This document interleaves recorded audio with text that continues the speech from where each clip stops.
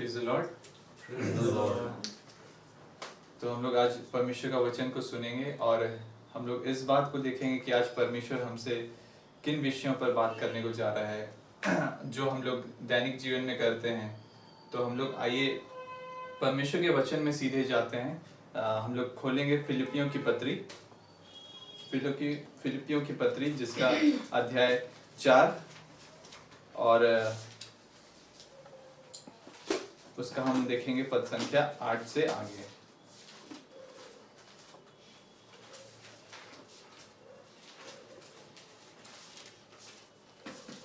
किसी को अगर मिल गया है तो हिंदी में पढ़ सकते हैं।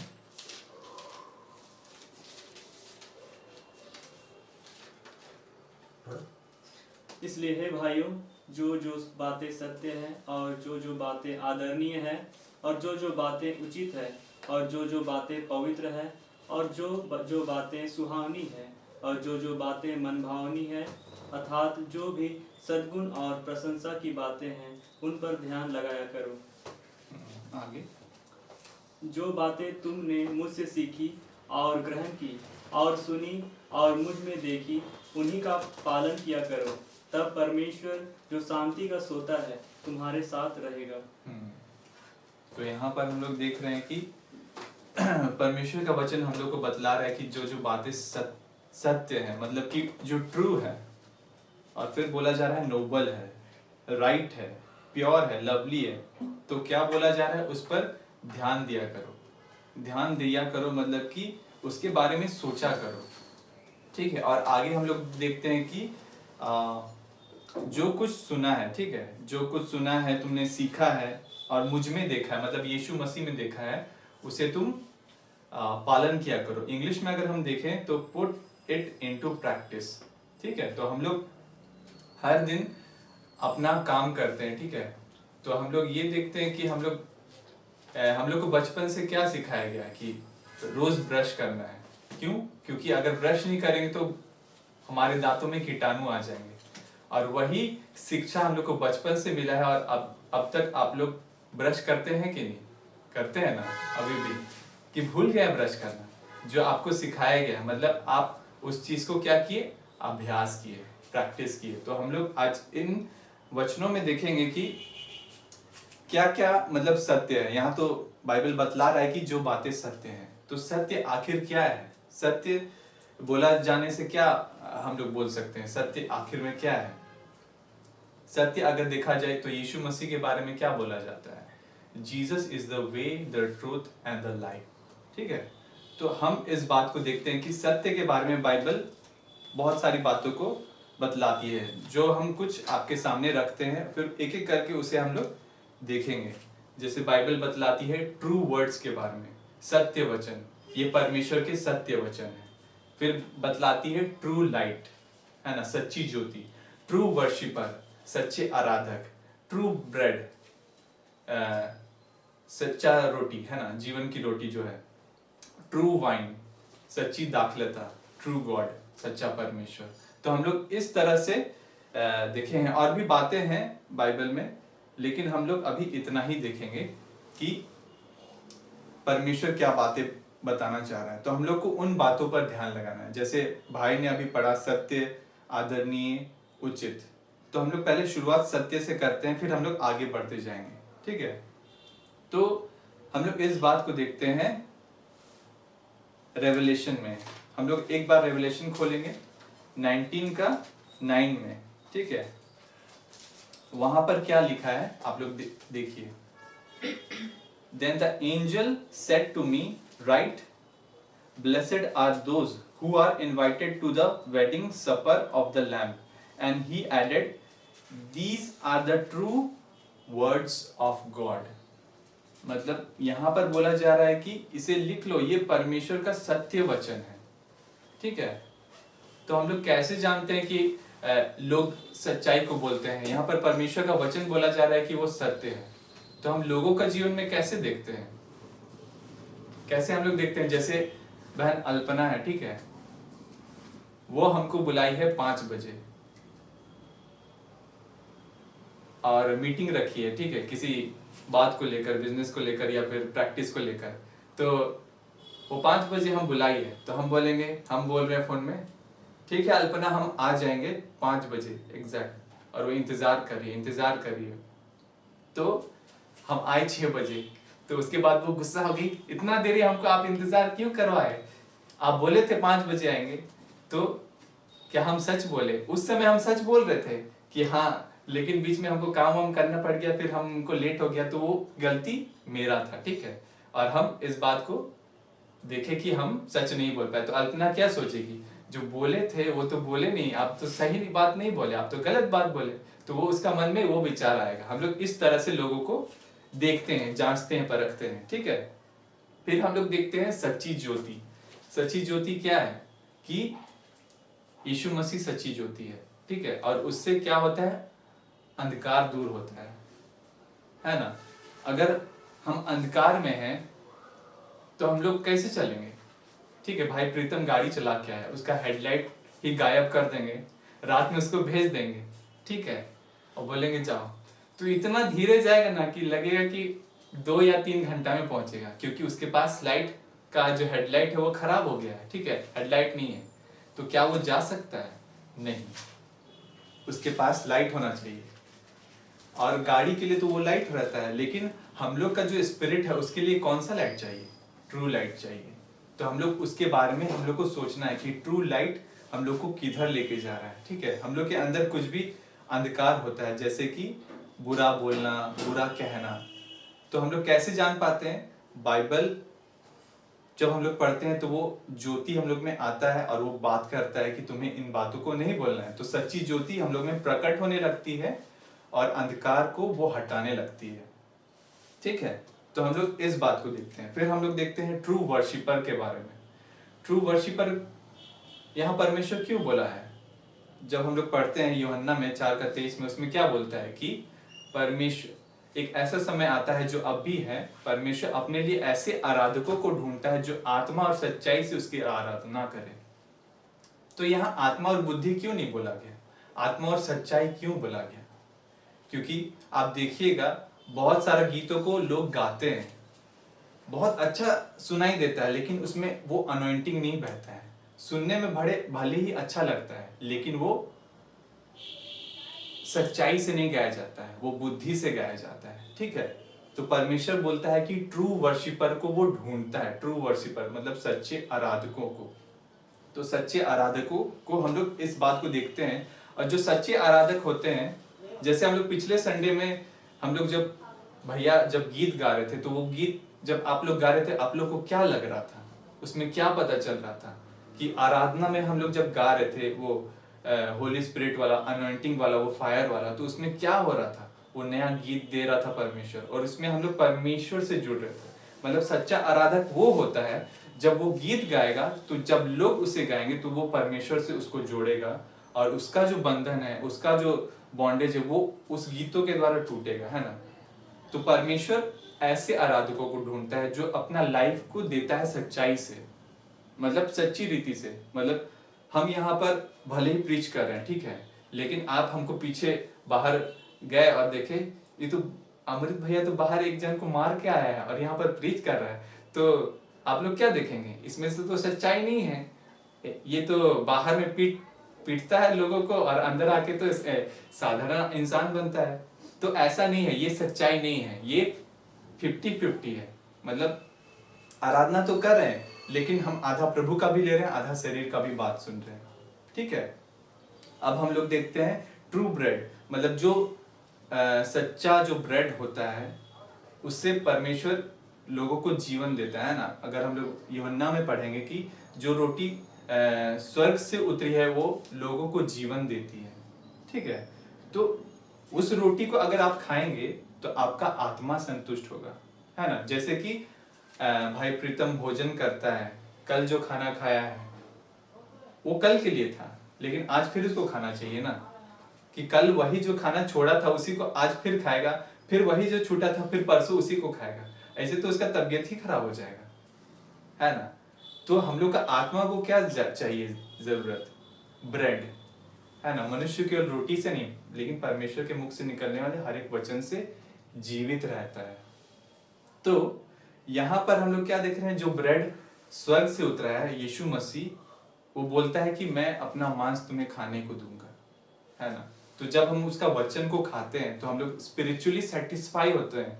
मतलब अगर आप कलीसिया में आए हैं और आपका संतुष्टिकरण नहीं हो रहा है तो मतलब हमको उस बात को जांचना है कि हम संतुष्ट क्यों नहीं हो पा रहे, क्योंकि यीशु मसीह के पास ही संतुष्टि है, सारा सेटिस्फैक्शन उसी के पास है। आपको धन या दौलत या गाड़ी बंगला सेटिस्फाई नहीं कर सकता, आपके पास आएगा लेकिन आपका माइंड और बोलेगा कि हमें और चाहिए और चाहिए और मांगेंगे। लेकिन जब यीशु मसीह के पास आएंगे तो आपका आत्मा संतुष्टि होगा। ठीक है, तो हम लोग इस बात को देखते हैं। फिर हम लोग देखते हैं ट्रू वाइन के बारे में। ट्रू वाइन जो होता है सच्ची दाखलता, उसमें बाइबल में लिखा है कि मेरा पिता किसान है और मैं सच्ची दाखलता हूं, जो डाली मुझ में है और नहीं फलती उसे वो काट डालता है, लेकिन जो फलती है उसे छांटता है ना। वाइन का काम क्या है कि वो बढ़ता है ना। आप लोग बोधी तो लगाए ही होंगे, बोधी का पौधा लगाए हैं कोई, या बीज जो भी, तो ग्रो कैसे करता है, उसका वो लत्तर निकलता है, लता निकलता है, वो किधर जाता है, जिधर जाना चाहे, जिधर उसका वो पहुंच होता है। जैसे अगर आप झाड़ी डालें तो झाड़ी में वो बढ़ने लगता है, या दीवार है तो दीवार में चढ़ने लगता है। लेकिन जो नहीं फलता है वो देखिएगा, वो थोड़ा देर के बाद वहां पर काला काला जम जाता है ना, कुछ भाग में। तो वाइन का काम यही है कि आगे बढ़ते जाना। अगर हम लोग प्रभु में जुड़े हुए हैं तो हम लोग का जो भी पुराना भाग है उसको जब तक नहीं हटाएंगे तब तक प्रभु नया चीज को नहीं देगा, है ना। तो वाइन का काम यही है। तो हम लोग इस बात को देखते हैं। ठीक है, तो अब हम लोग देखते हैं कि जिन बातों को हम लोग सोचते हैं उन बातों को हम बोलने लग जाते हैं। कैसे? अगर आप किसी के बारे में बुरा ख्याल सोच रहे हैं ना तो आप बुरा ही बोलेंगे। किस तरह से?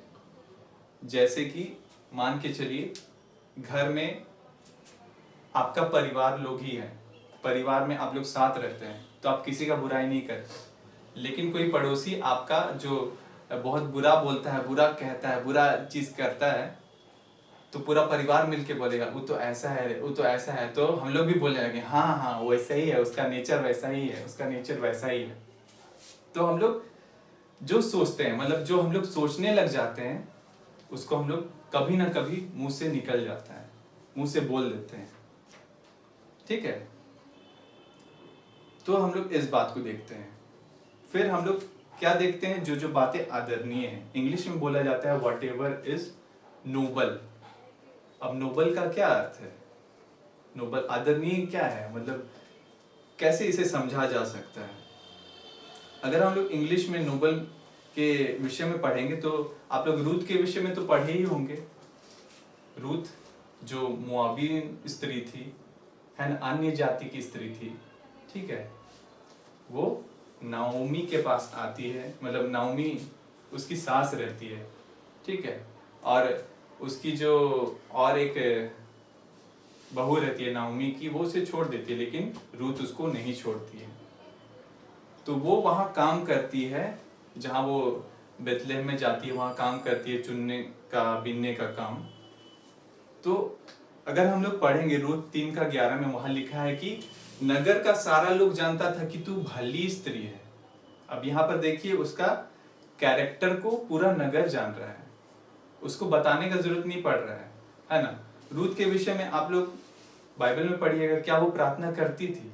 क्या वो परमेश्वर को दुहाई देती थी कि हाँ परमेश्वर तू सच्चा है, तू जीवित है? इस तरह से वो सिर्फ यही बोली थी नाओमी को कि तेरा परमेश्वर मेरा परमेश्वर होगा, तेरे लोग मेरे लोग होंगे।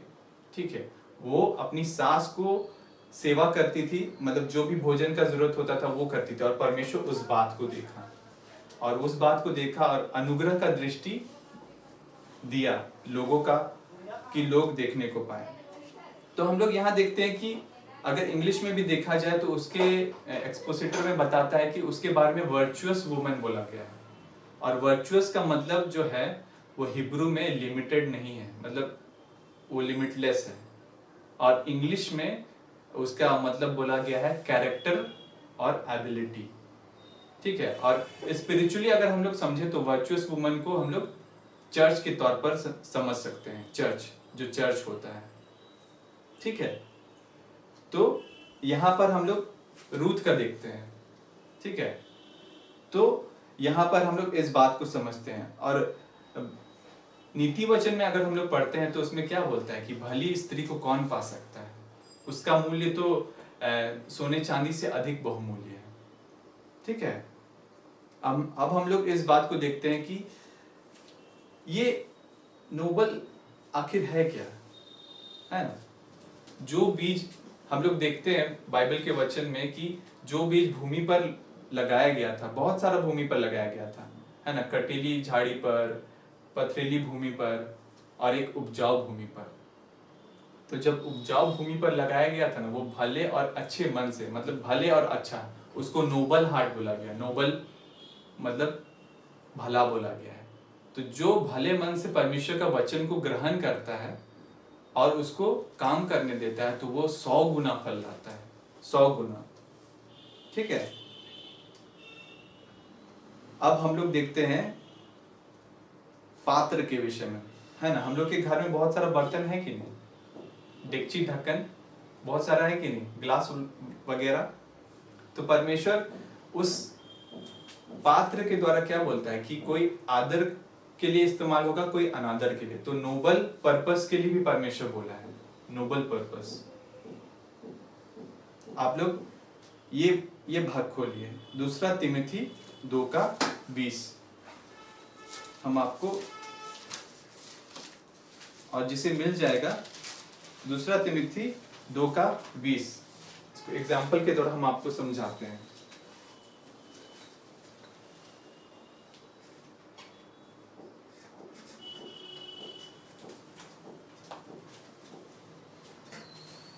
अब पढ़िए 2:20 में क्या लिखा हुआ है।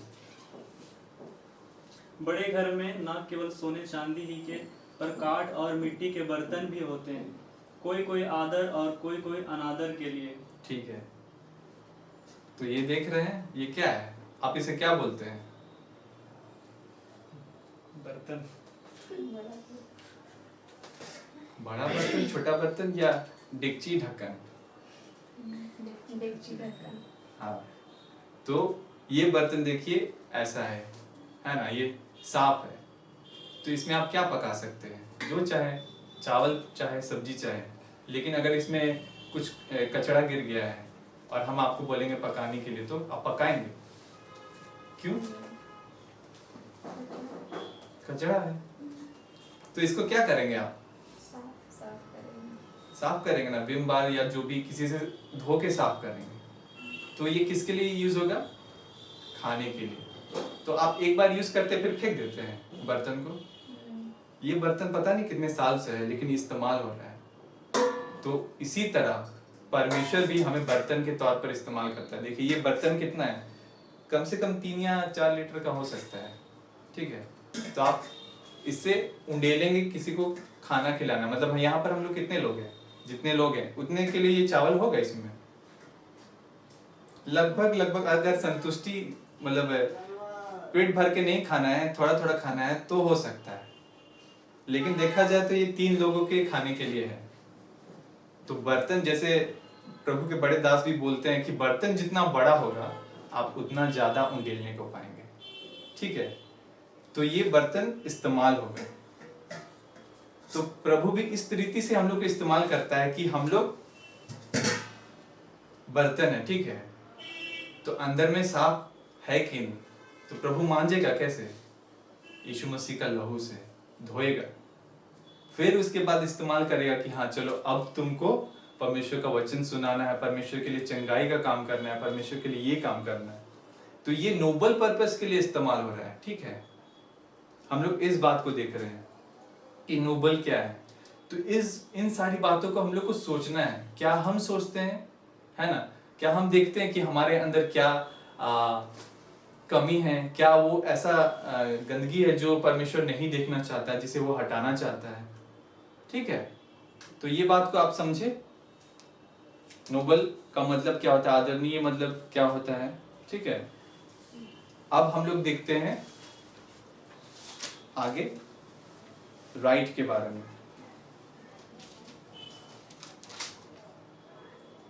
मतलब उचित, हिंदी में बोला गया है उचित।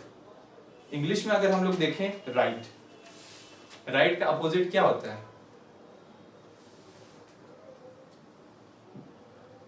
बताइए। बिल्कुल सही, राइट का अपोजिट तो होता है रॉन्ग, राइट का अपोजिट होता है लेफ्ट, है कि नहीं? राइट और लेफ्ट, दायां बायां, सही गलत, और एक राइट होता है जो अथॉरिटी को दिखलाता है, वो एक राइट है, ठीक है। और एक राइट होता है जो वे को दिखलाता है, राइट वे, यू टर्न, ठीक। हम लोग इस तरह से समझते हैं। तो जब सुलेमान राजा परमेश्वर के से प्रार्थना किया या फिर जो भी वो आराधना कर रहा था, तो वो परमेश्वर से क्या मांग रहा था? बुद्धि। बुद्धि क्यों मांग रहा था? कि सही और गलत का निर्णय कर सके, कि क्या सही और क्या गलत है। क्या आप परमेश्वर से वो ऐसा बुद्धि मांगते हैं कि प्रभु आप हमको बतलाइए कि क्या सही है क्या गलत है?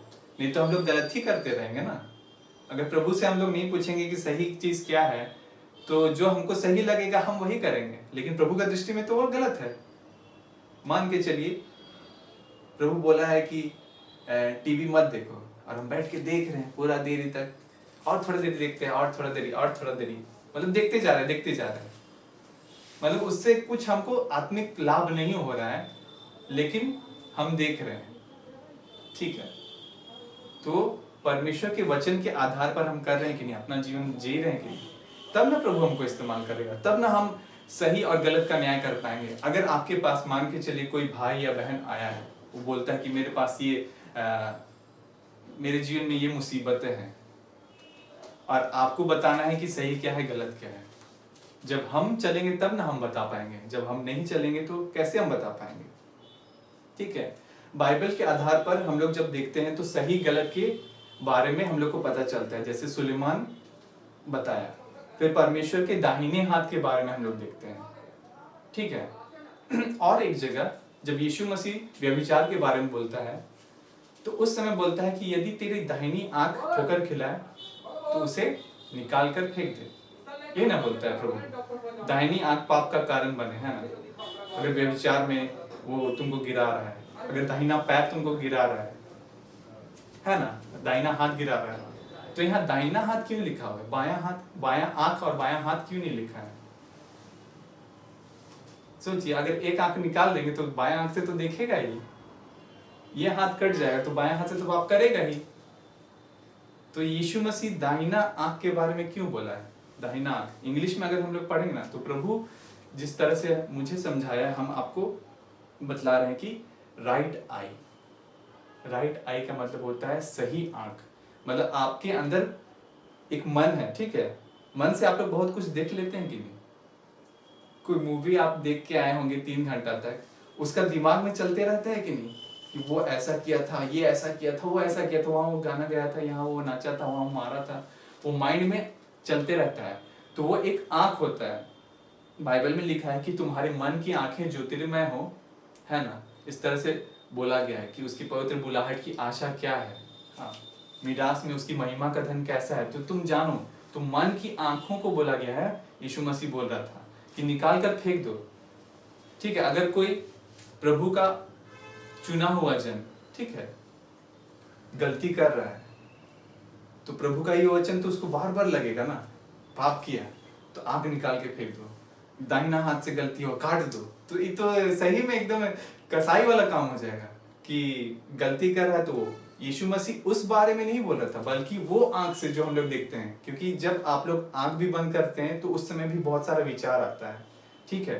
तो वो हम लोग का सही आंख है, सही हाथ है, क्योंकि आप देखिएगा आपका हाथ यहाँ पर कुछ नहीं हो रहा है, लेकिन मन में बहुत सारा विचार आता है, ठीक है। क्योंकि आंख से जब हम लोग देखते हैं ना, तो वो हार्ट में बुनने लगता है ना, चलने लगता है। और हम लोग देखते हैं दाऊद के समय में, और दाऊद के समय में, है ना, सामुएल के समय में अभिषेक लोग का लड़ाई, है ना। सामुएल किसको अभिषेक किया था? साउल को। वो क्या था? परमेश्वर का अभिषिक्त जन। लेकिन जब परमेश्वर का आज्ञा को नहीं माना तो उसको राजा पद से हटाया, और फिर उसके बाद दाऊद को परमेश्वर अनॉइंट किया, मतलब वो भी अभिषेक जन था। अब देखिए, साउल इधर है, दाऊद इधर है। अब साउल क्या कर रहा है? दाऊद को मारना चाह रहा है। मतलब एक अनॉइंटिंग व्यक्ति जिस पर प्रभु का आत्मा हट गया है, लेकिन वो अनॉइंटेड है, बाइबल में जिक्र है, ठीक है, और वो उसको मानना चाह रहा है जो दूसरा अनॉइंटेड है। अभी का समय में भी होता है, जो प्रभु में है अनॉइंटेड, वो दूसरा अनॉइंटेड के ऊपर भी बुरा सोचने लगता है, बुरा विचार करने लगता है। कैसे? बाइबल में हम लोग देखते हैं कि जो भी दाऊद निर्णय लिया है ना, वो आत्मा में होकर लिया, ठीक है, और प्रभु उसको मदद किया।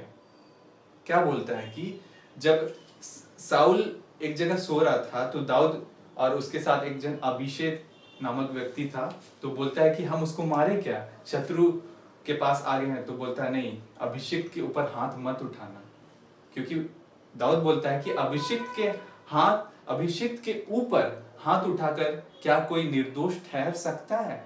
कोई निर्दोष नहीं ठहर सकता, ठीक है। उस समय वैसा था, मतलब तलवार से मार के उसको खत्म कर दो। तो अगर दाऊद साउल को मार देता तो अभी हम लोग क्या पढ़ते हैं? दाऊद साउल को मारा, तो हम लोग भी मार सकते हैं, हम लोग भी अनॉइंटेड वन है, मार सकते हैं ये वो। तो उस तरह से वो जनरेशन में आ जाता, लेकिन परमेश्वर उसको नहीं होने दिया, बल्कि हम लोग इस बात को देखते हैं। और अभी का जनरेशन में क्या देखते हैं? बहुत सारे यूट्यूब में क्या देखते हैं कि चैनल खोल लिया और उसका बुराई, ये पास्टर ये करता है, ये पास्टर वो करता है। मतलब एक अनॉइंटेड वन व्यक्ति दूसरा अनॉइंटेड वन को क्या बोल रहा है कि वो फलाना तो ऐसा है, उसके पास बहुत पैसा है, वो बहुत गाड़ी यूज करता है, और अरे वो तो व्यभिचार भी करता है, फिर भी ऐसे सेवकाई करता है। और इस तरह से, मतलब अगर आप किसी का बुराई जान रहे हैं, और जैसे हम लोग क्या हैं? प्रभु के अभिषेक जन हैं, तो हम लोग अगर किसी का गलती देख रहे हैं तो उसको उजागर नहीं करना, बल्कि उसके लिए प्रार्थना करना है ना। अगर वो उस पाप में फंसा है और हम जान गए तो हम दूसरा को नहीं बताएंगे, इस तरह से नहीं बताना है कि अरे वो तो ऐसा गिर गया, फिसल गया है, तो उसमें ऐसा होना है, नहीं। आप देखिए यीशु मसीह के समय में क्या हुआ था। जब यीशु मसीह बोलता है कि यरूशलेम हमको जाना है, तो चेला लोग को क्या बोलता है कि मेरे लिए वहां जगह तैयार करो। तो सामरियों का एक नगर था वहां पर, तो वो लोग ठहरने नहीं दिया, और वो लोग जब देखा कि वो लोग को लौटा दिया, तो याकूब और यूहन्ना क्या बोलते हैं, हे प्रभु हमें आज्ञा दे कि ऊपर से आग गिराकर उसे भस्म कर। तो यीशु मसीह मुड़ कर डांटता है और बोलता है कि तुम नहीं जानते तुम में कैसी आत्मा है, क्योंकि मनुष्य का पुत्र प्राणों को बचाने के लिए आया है, ठीक है। तो उसका चेला लोग क्या देखा कि सामरी लोग तो ऐसा है, ये वो है ना। लूक में हम देखते हैं, लूक का 9 चैप्टर में लिखा हुआ है, लेकिन 10 चैप्टर में आप देखिएगा यीशु मसीह दयालु सामरी के विषय में बताता है। दयालु सामरी क्या किया था कि तेरा पड़ोसी कौन है ना, जो उस व्यक्ति को जो मार्ग में अधमरा करके चला गया था, लेवी गुजरा और जो भी गुजरा, ठीक है, उसको कतरा के चला गया, लेकिन दयालु सामरी उसको अपना गधा में बैठा कर ले गया और उसका सेवा किया। तो यीशु मसीह इस बात को बोल रहा है कि जब एक प्रभु का जन जो नहीं जान रहा है, उसके विषय में यीशु मसीह नहीं बोल रहा है कि उसको नष्ट करो। तो सोचिए, जो प्रभु में आशीष पाया है, प्रभु का आत्मा पाया है, उसके बारे में हम अगर कुछ बोलते हैं तो वो हम लोग के जीवन में इफेक्ट करता है, प्रभाव डालता है, ठीक है। इसीलिए किसी भी अभिषेक जन के बारे में, चाहे वो यहाँ है चाहे वो कहीं बाहर है, ठीक है, अगर आपका उसको बुराई पता चलता है, जो भी वो कमी घटी है, तो उसके लिए आपको प्रार्थना करना है, ठीक है। मान के चलिए हम ही हैं, ठीक है, हम जैसे बाहर निकल गए और आप हमको देख ली सिगरेट पीते हुए, ठीक है, तो आप कलीसिया में आके बताएंगे, जानते हैं हमारे भैया वहाँ सिगरेट पी रहा था, तो आप तो फैला देंगे, फिर वो अगला को फैलाएगा, मतलब ऐसे फैलता चला जाएगा। तो जो हम सोचते हैं, जो हम लोग बोलते हैं ना, वो अभ्यास में हो जाता है, मतलब प्रैक्टिस हो जाता है, ठीक है। तो हम लोग को ये सब चीज को सोचना है और हम लोग को देखना है कि हम लोग सही रीति से चल रहे हैं कि नहीं, है ना, सही कदम उठा रहे हैं कि नहीं। और हम लोग देखते हैं आगे, जो जो बातें पवित्र हैं। अब पवित्रता, ठीक है, यहाँ पर प्योरिटी के बारे में बोला जा रहा है। परमेश्वर के विषय में दूसरा सामने में लिखा है कि वो खरे के लिए खरा है, शुद्ध के लिए शुद्ध है और टेढ़े के लिए तिरछा है। मतलब कि अगर आप प्रभु में सीधा तरीके से अगर आप चलेंगे ना, तो परमेश्वर भी आपको सीधी रीति से सब कुछ देता चला जाएगा। अगर आप टेढ़ा चाल चलेंगे, मछली कैसे तैरती है? मछली को देखे हैं आप तैरते हुए जल में, किस तरह से सीधा तैरती है ना, कि वापस ऐसे पीछे फिर मारती है, आगे बढ़ती है ना, वो सीधा चलती है। और आप केकड़ा को देखिए, ऐसे तिरछा चलता है, तिरछा ऐसे ऐसे ऐसे ऐसे, तिरछा चाल मतलब टेढ़ी चाल। तो टेढ़ी चाल कैसे होता है? मतलब हम प्रभु का बात को भी ग्रहण कर रहे हैं, अरे दोस्त लोग भी बोला चलो पार्टी करते हैं तो पार्टी कर लिए, या फिर गलत संगति में हम नहीं हैं तो वहां पर हम चले गए, तो खरी चाल वो नहीं हुआ। और कभी कभी हम लोग बाइबल को पढ़ते हैं और सोचते हैं कि हाँ हमको बहुत सारा नॉलेज आ गया, बहुत सारा ये आ गया, तो प्रभु उस जगह में प्रकट नहीं करता है, क्योंकि हम अपनी बातों पर घमंड करने लगते हैं। तो उन सारी बातों को हटाना है और शुद्ध मन से परमेश्वर के पीछे हो लेना है, ठीक है। अब हम लोग देखते हैं मन भावनी। मन भावनी मतलब इंग्लिश में बोला गया है लवली। हम लोग जैसे राहेल के विषय में पढ़े हैं। राहेल कैसी थी? आप पढ़े हैं ना राहेल के विषय में? क्या बताता है बाइबल? वो सुंदर थी और रूपवती थी, ठीक है। और अगर हम लोग एस्तर के विषय में देखें तो एस्तर के विषय में भी बोला गया है कि वो सुंदर और रूपवती थी। यूसुफ के विषय में भी यही बोला गया है कि वो सुंदर और रूपवान था। मतलब सुंदरता में वो लोग बाकी सबसे अच्छा था, मतलब दिखता अच्छा था, मतलब अट्रैक्ट, मतलब देखते ही आपको आकर्षण होता है ना वो हो। लेकिन सुंदरता के कारण वो किसी पर ठोकर का कारण नहीं बना, है ना। दाऊद नहीं, यूसुफ के समय में हालांकि वो सुंदर था, तो पोतीफर की पत्नी उसको अडल्ट्री में गिराना चाहती थी, लेकिन वो नहीं गया, बल्कि वहां से भागा, ठीक है। तो यहाँ पर हम देखते हैं। और लवली के विषय में एक और जगह अच्छा से दिया है, हम लोग खोलेंगे भजन संहिता 84 का 1। भजन संहिता 84 का 1, साम 84 1। क्या दिया है, पढ़िए। हे सेनाओं के यहोवा, तेरे निवास क्या ही प्रिय है। हाँ, इंग्लिश में लिखता है how lovely is your dwelling place O lord almighty, ठीक है। मतलब जहां परमेश्वर रहता है उस प्लेस को क्या बोला गया है? लवली, ड्वेलिंग प्लेस, ठीक है। अगर आप परमेश्वर का कलीसिया आते हैं और आपको वो लवली नहीं लगता है, तो गड़बड़ी किसके अंदर है? हमारे अंदर, क्योंकि परमेश्वर में गड़बड़ी नहीं है ना। परमेश्वर में सिर्फ भलाई है। तो इस बात को हम लोग देखते हैं कि लवली क्या है। तो ये सारी बातों को हम लोग देखें, ठीक है। ये सारी बातों को हम लोग देखें कि क्या सत्य है, क्या आदरणीय है, क्या पवित्र है ना। और हम लोग जब आगे देखते हैं कि बाइबल में कि जो बातें तुमने मुझसे सीखी हैं, ग्रहण की हैं, सुनी हैं, मुझ में देखी हैं, उन्हीं का पालन किया करो।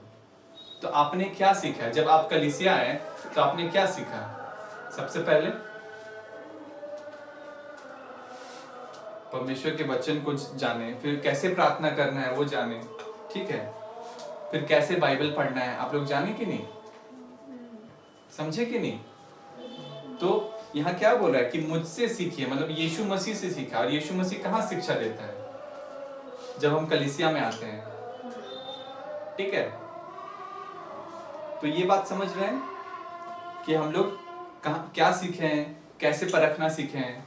तो इन सब बातों पर क्या करना है हम लोग को, ध्यान लगाना है। ध्यान लगाने का मतलब कि आप लोग को सोचना है कि परमेश्वर में हम लोग क्या सीखे हैं, फिर हम लोग क्या ग्रहण किए हैं। We walk by faith not by sight, है ना। हम लोग क्या परमेश्वर को यहाँ पर कोई देखा है, कोई देखा है, कोई नहीं देखा है, लेकिन फिर भी हम लोग क्यों आते हैं, क्योंकि परमेश्वर अपना शांति देता है, ठीक है। और क्या सुना है कि विश्वास जो है सुनने से आता है, सुनना मसीह के वचन से होता है ना। हम लोग सुनते हैं तो विश्वास आता है कि नहीं, तो हम लोग परमेश्वर में बढ़ पाते हैं। हम लोग का प्रॉब्लम रहता है लेकिन फिर भी हम लोग परमेश्वर की ओर देखने को पाते हैं। और यीशु मसीह में हम लोग क्या देखते हैं, ठीक है। यीशु मसीह के बारे में क्या बोला गया है कि तुम मेरे पीछे हो लो, ठीक है। बहन लीजा जब ब्लेसी को पढ़ाती है मैथ्स का सवाल, तो सीधे एक्सरसाइज पढ़ाने लगती है कि एग्जाम्पल भी देखती है। हाँ, तो हम लोग एक्सरसाइज कैसे शुरू करते हैं, एग्जाम्पल देख के। और अधिकतर जो क्वेश्चन रहता है वो कैसे बनता है, जो एग्जाम्पल में दिया रहता है, ठीक है। क्योंकि हम भी जब मैथ्स पढ़ते थे तो अधिकतर जो एग्जाम्पल उदाहरण रहता था उसके द्वारा हर एक चीज को हम लोग समझ जाते थे और उसको बना लेते थे। तो हम लोग जब प्रभु में आए हैं तो हम लोग को कैसे किसका एग्जाम्पल लेना है बताइए, मेरा, भैया का, बिल्कुल सही, यीशु मसीह का हम लोग को एग्जाम्पल लेना है। क्योंकि वो बोलता है कि और तुम इसलिए बुलाए गए हो क्योंकि मसीह भी तुम्हारे लिए दुख उठाकर एक आदर्श दे गया है कि तुम भी उसके पद चिन्हों पर चलो, ठीक है। यहाँ पर बोला गया है पद चिन्हों। हम लोग कभी बीच गए हैं, बीच या बालू के किनारे गए हैं, कभी नदी के किनारे, नदी के किनारे चलते हैं तो छाप लगता है कि नहीं। तो क्या यीशु मसीह वहां पर बुलाया है कि मेरे पद चिन्हों पर चलो, मतलब यीशु मसीह आगे चल गया, हमको सीधे उसी के पैर के ऊपर रखना है, नहीं तो ब्लास्ट हो जाएगा, ऐसा नहीं ना। पद चिन्हों में चलने का मतलब क्या है कि जैसा वो चला। यहाँ पर हम लोग देखते हैं आदर्श दे गया है, इंग्लिश में अगर देखेंगे ना तो उसमें लिखा है एग्जाम्पल, ठीक है, एग्जाम्पल। तो आप क्या है, आप भी एक एग्जाम्पल है, क्योंकि आपको कोई ना कोई तो देख ही रहा है, और जो आपको देखता है ना वो कुछ ना कुछ सीख जाता है। जैसे हम भी सीख गए थे, मतलब रहते रहते सीख गए हैं। कभी कभी कुछ हो जाता है तो बोल देते हैं oh no, oh no, oh no. तो ये हम कहाँ से सीखे हैं, बहन लोग रहती है तो वो लोग बोलती है तो हम भी सीख जाते हैं। मतलब जो हम सुनते हैं ना वो हम लोग का में प्रैक्टिकल हो जाता है, मतलब एग्जाम्पल हो जाता है, ठीक है। और हम लोग क्या करने लगते हैं, फिर हम लोग सोचने लगते हैं कहाँ से हम लोग का ये बात आया।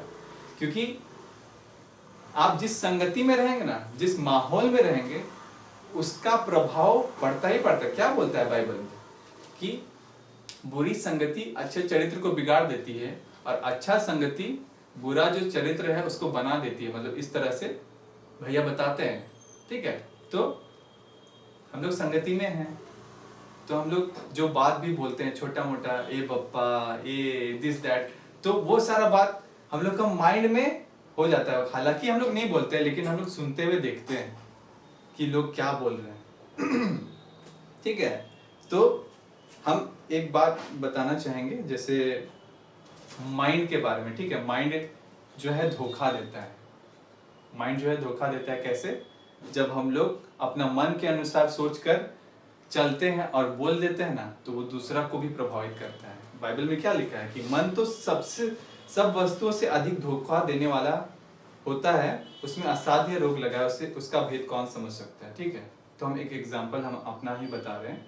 इसी साल का ही बात है जब हमको जशपुर जाना था, ठीक है। तो रांची से हम जशपुर जा रहे थे, तो ऐसा टाइम में हम गए कि डायरेक्ट हमको बस नहीं मिला, तो हम रांची से सीधे गुमला गए और गुमला में उतरे, फिर वहां से हमको जशपुर जाना था कुछ काम से। तो देखे कि वहाँ बस तो नहीं है, कोई बस नहीं है। तो फिर बोला जा रहा था कि शाम को 5 बजे आएगा। तो हम 4:30 बजे आसपास पहुंच गए थे, 5 बजे के बाद आए, 5:30 बजे आए। तो जो बस को टिकट काटता है ना, उसके पास हम जाकर बोले, हम मन में सोचने लगे कि यहाँ से पहुँचने में तो 1 घंटा लगता है, तो हम उसको बोलेंगे कि हमको उधर ही जाना है, मतलब जसपुर तरफ ही जाना है, ऐसे करके, मतलब नाम नहीं बताया हम बोले कि हमको उधर ही जाना है। मतलब बस जा रहा था आपका छत्तीसगढ़ से और आगे, रायपुर, सारंगढ़ और जो भी इलाका है उधर जा रहा था। तो जैसे ही हम टिकट वाला के पास गए और पूछे उससे कि बस कब आ रही है, हम उससे पूछे भैया ये जसपुर जाने वाली बस कब आ रही है। फोन में बात किया, वो 10 मिनट के बाद आ रही है। तो वो हमसे पूछा आपको कहाँ जाना है, हमको उधर ही जाना है, ऐसे हम बोले। फिर सोचे कि हाँ शायद कुछ नहीं बोलेगा। उसके बाद तो उसका फायर निकल गया, हम आपको सीधा तरीके से बताए, अब आप हमको सीधा तरीके से नहीं बता सकते, एकदम एकदम हाइपर हो गया। और हम समझ के कि हम लगता है गलती बोल दी है, तो बोलने लगा पूरा सीधा तरीके से नहीं बता सकते हैं कि आपको कहाँ जाना है। तो हम बोले माफ कीजिएगा, हम गलती हो गया। हम फिर उसके बाद रिकॉग्नाइज किए, फिर उसके बाद माफ कीजिए ऐसे करके बोले। तो वो शायद उपवास रखा था, ठीक है, और उसका माइंड इतना ये हो गया था कि खाना नहीं खाया था, और बोल रहा था कि 11 बजे हमको खाना खाना है। तो हम पानी पकड़ते, लीजिए पानी पी लीजिए ऐसे करके बोले। अरे नहीं क्या बताए, मेरा ऐसा है। उसके बाद अपने स्लो हो गया, ठीक है। तो हम क्या किए, सच्चाई को नहीं बताया, बल्कि हम मन में सोचे कि पता नहीं हम सही बोलेंगे तो हमको बैठने नहीं देगा, तो क्योंकि रात हो गया था और फिर गुमला जाने के लिए, वापस आने के लिए मेरे पास गाड़ी नहीं था।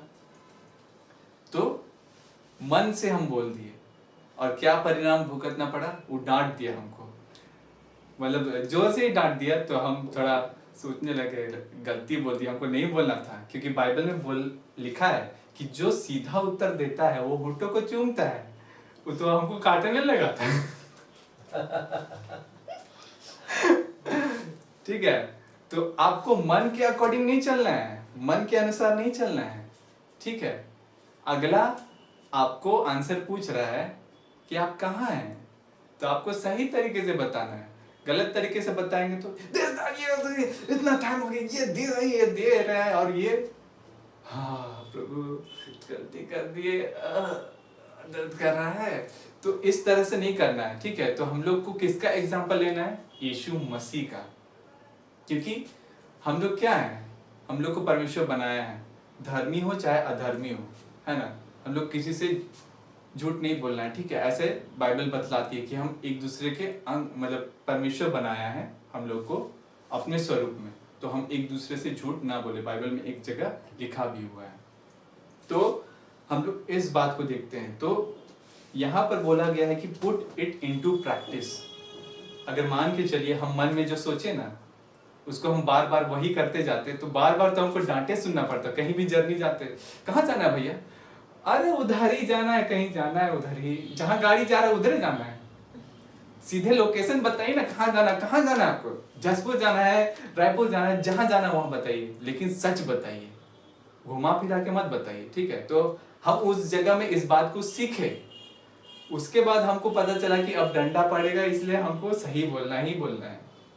इसलिए हम प्रभु को बोले कि प्रभु आप हमको सिखाइए, तो हमको समझ दिया प्रभु। तो इसलिए आप भी कहीं भी जाते हैं तो आप हर एक से सच बोलिए, ठीक है, झूठ मत बोलिए, क्योंकि झूठ बोलने से परिणाम हमको ही झेलना पड़ता है, ठीक है, खुद को ही झेलना पड़ता है, और उसमें हम लोग फंस जाते हैं। तो इसको हम लोग को प्रैक्टिस नहीं करना है, ठीक है, प्रैक्टिस नहीं करना है। प्रैक्टिस हम लोग कैसे करते हैं, कब करते हैं बताइए। अगर आपको आज अभी क्या चल रहा है, सितंबर, अक्टूबर या नवंबर में जैसे अल्पना टीचर के लिए अप्लाई करती है, तो उसका एग्जाम है, तो उसको क्या करना है, प्रैक्टिस करना है। कितना महीना पहले से ही, 2 महीना पहले या 3 महीना पहले ही। और अगर बोलेगी कल मेरा एग्जाम है, आज हम घूम रहे हैं, तो फिर ये अभ्यास नहीं कर रही है, ये बस एंजॉय कर रही है, यार जाने तो पार हो जाएगा, जो पहले भी पार हुआ अभी भी पार हो जाएगा। लेकिन जब आप लोग देखिए, हर कोई 10th एग्जाम लिखा है ना, हमें से हर कोई। तो 10th एग्जाम जब हम लोग लिख रहे थे तो कितना हम लोग प्रैक्टिस किए थे, हम सच बता रहे हैं कि जब हम मैथ का प्रैक्टिस करते थे ना, तो हम दिन भर मैथ का ही लिखते रहते थे, और हम इतना प्रैक्टिस करते थे, इतना प्रैक्टिस कि यहाँ तक कि हमको आंसर याद हो गया था कि अगर क्वेश्चन हम देखें ना, उसका आंसर हम बता देंगे, इतना ज्यादा प्रैक्टिस कर लिए थे। तो अभ्यास करना क्यों जरूरी है? क्योंकि हम लोग गड़बड़ाए नहीं, हम लोग लड़खड़ाए नहीं। तो प्रभु में हम लोग कैसे बढ़ते चले जाएंगे? जब हम लोग सही रीति से प्रैक्टिस करेंगे। और प्रैक्टिस करने का क्या मतलब है? यीशु मसीह रात में क्या कहाँ जाता था? पहाड़ पर। क्या करने? प्रार्थना करने। तो क्या आप प्रार्थना करके अभ्यास कर रहे हैं? हर दिन प्रार्थना करना, हर दिन बाइबल पढ़ना, अगर ये आप हर दिन करेंगे तो आखिरी समय तक ये आपका बना रहेगा। ठीक है, अभी हम लोग का उम्र 25 साल 30 साल जो भी हो गया है, ठीक है, तो हम लोग बचपन से जो सिखाया गया मैनर हम लोग अभी तक कर रहे हैं कि नहीं कर रहे हैं? कर रहे हैं, क्योंकि हम लोग को वो शिक्षा दिया गया है कि तुम लोग को ये अभ्यास करना है, ये पढ़ाई करना है। ठीक है, जैसे एक बच्चा छोटा रहता है, उसको 1 क्लास में डाला जाता है। जैसे आइवर अभी स्कूल तो नहीं जाता है, नहीं जाता है, लेकिन उसको पहले से सिखाया जा रहा है कि तुमको ABCD बोलना है, A for Apple, B for ball, तब जाके एडमिशन लेगा। अब मान के चलिए सीधे उसको 1 में नहीं एडमिशन करेंगे, सीधे 5 क्लास में एडमिशन करेंगे, कोई लेगा नहीं, क्योंकि वो 1 से शुरुआत नहीं किया है। तो वो अभ्यास होता है। अगर आप अभ्यास करते चले जाएंगे ना, मतलब बाइबल क्या बोलता है, जिनकी ज्ञानेंद्रियां अभ्यास करते करते क्या हो गई है? निपुण हो गई है। निपुण का मतलब होता है, निपुण का मतलब होता है स्किल्ड। हाँ, स्किल्ड होता है, मतलब वो आसानी से उस काम को कर सकता है। ठीक है, तो परमेश्वर भी आपको इस्तेमाल करना चाहता है। तो जो आप अभ्यास करते चले जाएंगे ना, वो परमेश्वर देखता है, और बाकी लोग भी देखते हैं। क्योंकि देखिएगा, हर कोई आपका घर में जो भी काम आपको दिया जाता है, आपको बोलते हैं तो आप करते हैं कि नहीं? और जिस दिन आप नहीं करते हैं उस दिन कुछ और हो जाता है। ठीक है, तो यहाँ पर हम लोग इस बात को देखें, हम लोग देखें सत्य की बातों को, आदरणीय बातों को, मन भावनी, तो इन सब बातों को सोचना है ना। किसी के लिए बुरा नहीं सोचना है, मतलब कोई आपके लिए बुरा कर रहा है, लेकिन आपको उसके लिए प्रार्थना करना है कि परमेश्वर ही न्याय करे, परमेश्वर ही जज करे। ठीक है, तो ये सारी बातें आपको समझ में आई ना, कि नहीं समझ में आई?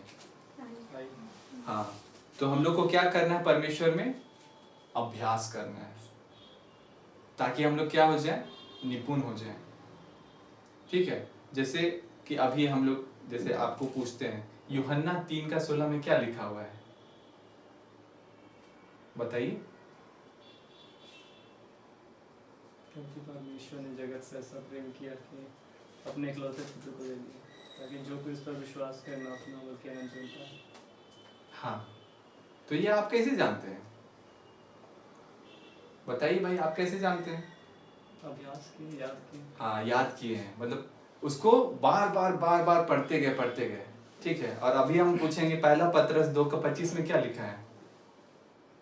लिखा होगा कुछ, लिखा है, परंतु प्रभु का वचन युगानुयुग स्थिर रहता है, और यही सुसमाचार का वचन है जो तुम्हें सुनाया गया था।